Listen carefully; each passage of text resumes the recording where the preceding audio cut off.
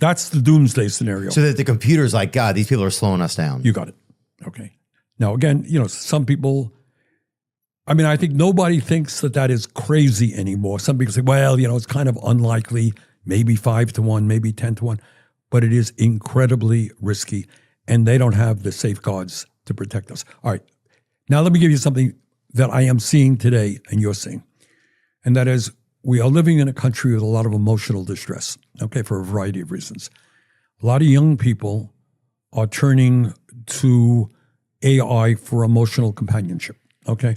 I broke up with my girlfriend. Yeah, that's ridiculous. Okay, and, what do I do? Or, my mom is sick, da-da-da-da-da-da. So we're seeing people not relating to other human beings, but relating to AI.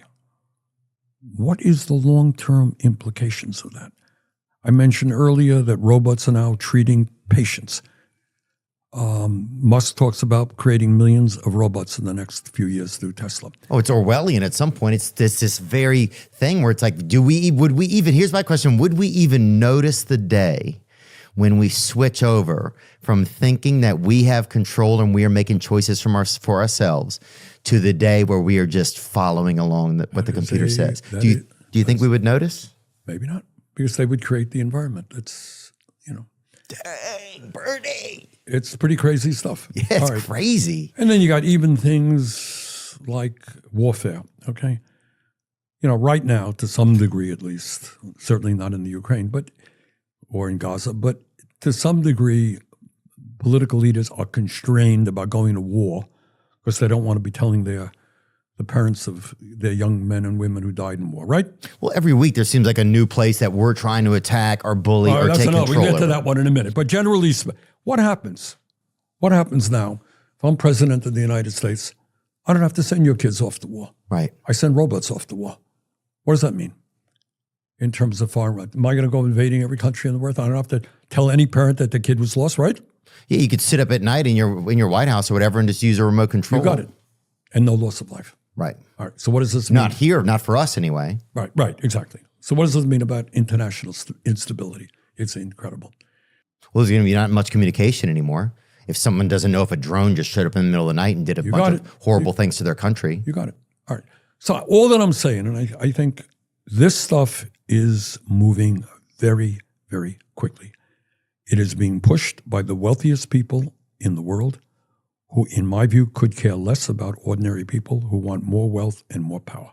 Now, they deny all that stuff. That's my view. I think we got to slow it down and ask the question that you asked. All right, if AI can, and it can, do some good medical diagnoses, do some good blood testing, is that a good thing? It is a good thing. If you're working in a crap job in a factory, right, and AI can increase worker productivity so you could work 20 hours a week rather than 40 hours a week, is that a good thing? I think it is, et cetera, et cetera. Right. If the company then shares some of the profits that the company is making with the workers. So that's the issue. It's a very simple proposition. Who is AI and robotics going to work for? Does it work to improve human life? Or does it work to make the billionaires even richer? That's the question that we've got to focus on. Yeah. Yeah, it's definitely getting in. It's definitely, yeah. And I would urge you on the show, keep talking about it, bring knowledgeable people on. I have my views, other people have different views. But I'll tell you, this is monumental stuff that we are unprepared for. We need to discuss it a lot. Well, it feels like,